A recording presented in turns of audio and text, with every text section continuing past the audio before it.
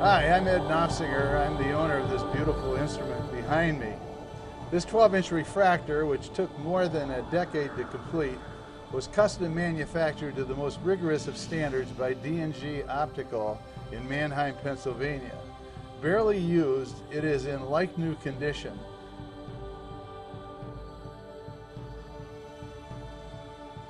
Due to poor health, I unfortunately need to sell this unique and much cherished telescope.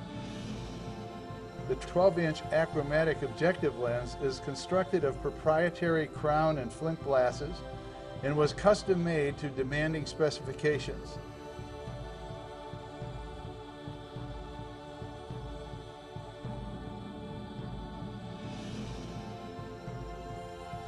Barry Greiner of D&G Optical reported on the lens and tube assembly in a letter to me as follows. Dear Ed, please find enclosed lens number 11036, a 12-inch f12.2 objective lens we completed for you. This lens has been fully AR multi-coated as per your request. Lens tests indicate the lens to be within 1/8 wave on the front, with a very smooth spherical departure. There are no noticeable zones and negligible astigmatism. Surface texture is also very smooth. All tests were conducted at 550 nanometers. Ed, this lens represents the finest large lens we have ever produced. Overall correction and smoothness is superb. I don't believe it is possible for us to produce a better 12-inch lens.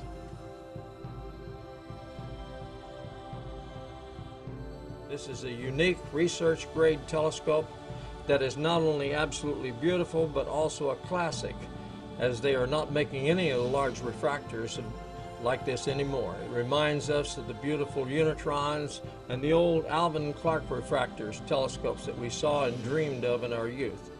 All materials used in this mounting have been chosen to avoid rust and to enhance longevity and stability. From specially selected stainless steel materials to aircraft grades of aluminum, this mounting includes push-button controls and all necessary electronics required for auto-guiding.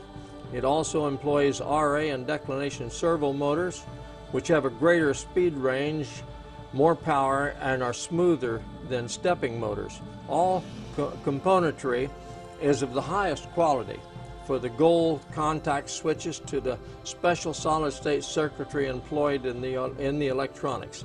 The hand paddles have high and low correction speeds on both the right ascension and declination axis, plus the micro switches buttons that are illuminated red and dark to be seen. And a remarkable feature of this particular Series 3 mounting is that it uniquely incorporates both traditional analog and digital setting circles. The precisely machined analog circles include one that is 18 3/4 inches in diameter on the polar axis. Okay, this little panel here is the control panel that operates the whole instrument. And you have these toggle switches here, which you can go into lunar for the moon, solar for the sun, sidereal for the stars. And this switch here, you can go if you're operating north or south of the equator. If you go south of the equator, then everything has to go in reverse. The motors have to turn in the opposite direction. The setting circles are red in the opposite direction. This port here is for auto guiding. If you're taking long exposure photographs, you plug your auto guider into this, and the hand paddle plugs right into this, which through the push buttons operates the telescope, and that's where it goes. The hand paddle also has additional controls. You have F for fast rate, S for the slow rate, and G for guiding in the center. This is a 3-position switch. These little push button switches are illuminated red in the dark. They're gold contact switches, and they're very high quality. They're made in Denmark.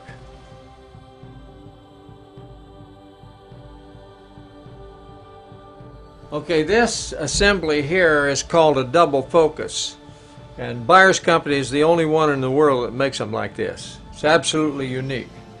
It has one focus here to bring the tube in and out, It has a rotating fine focus here, which allows you to very accurately and sensitively focus for an exact focus of your camera or spectrograph or whatever instrument you're using. So you have two focuses here. And it can be locked with this screw, which is a positive clamp that wraps completely around the tube and rigidly clamps it, regardless of how much weight you have on the tail end. Okay, this is another unique feature of this refractor. This big piece of steel is solid steel, and we put that on there. It's very heavy. We put that on there to act as a counterweight, and it helps to counterbalance the tube assembly. This is a stainless steel ring that allows the astronomer to grab a hold of the telescope and move it anywhere in the sky by grabbing this ring. These are special clamps which hold these heavy steel pieces in place. So this whole assembly here is quite heavy, and as I said, it acts as a counterweight. How long did it take to make that? This steel ring required a week of time to make this and incorporate it into the system of machine shop time. Quite expensive to make. This telescope is secured by two stabilizing struts. They're basically custom-made, hand-machined turnbuckles to prevent this telescope from moving at all in extremely heavy winds or an earthquake while it's stored. And there's two of these. We'll start with one, and you'll see this is included with the telescope. And we just take these off.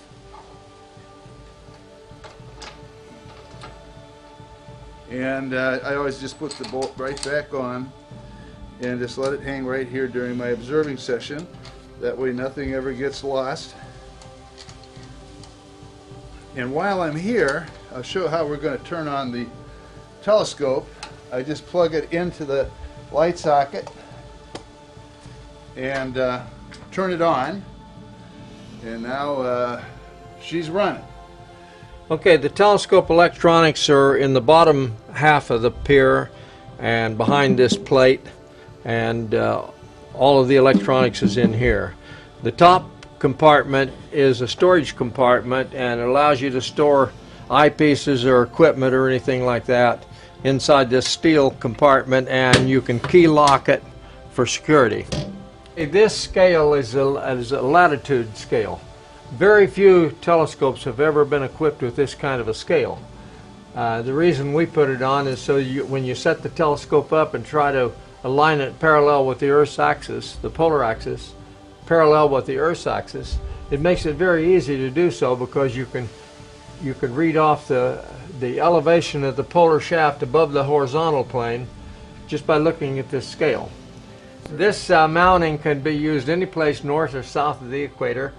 The mounting is designed for this big circular bearing, and the center of gravity is directly over the two bearings, so that you can go down pretty close to zero or way up here without off-balancing the mounting. It'll still be with the center of gravity, will still be correctly spaced. Circle. This is called the right ascension circle, and it tells the astronomer the position of a star east and west. And it also has a vernier scale, which is on the top side. And this motor drives that circle at the same rate that the polar axis is turning through the sidereal driving system, so that wherever you move the telescope, it always correctly reads the right ascension of the object under observation. All right, this is the part you want.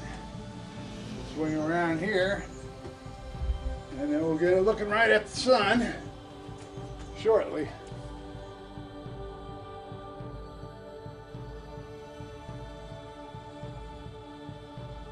Recently featured in the February 2013 issue of Sky and Telescope as a 4-page feature, and very, very nicely done by Sky and Telescope. But I'm very proud of this instrument. It's going to be very hard for me personally to let it go, because it is the fulfillment of a life stream. But whoever has it is going to have a wonderful, wonderful telescope, and I hope they enjoy it for a lifetime.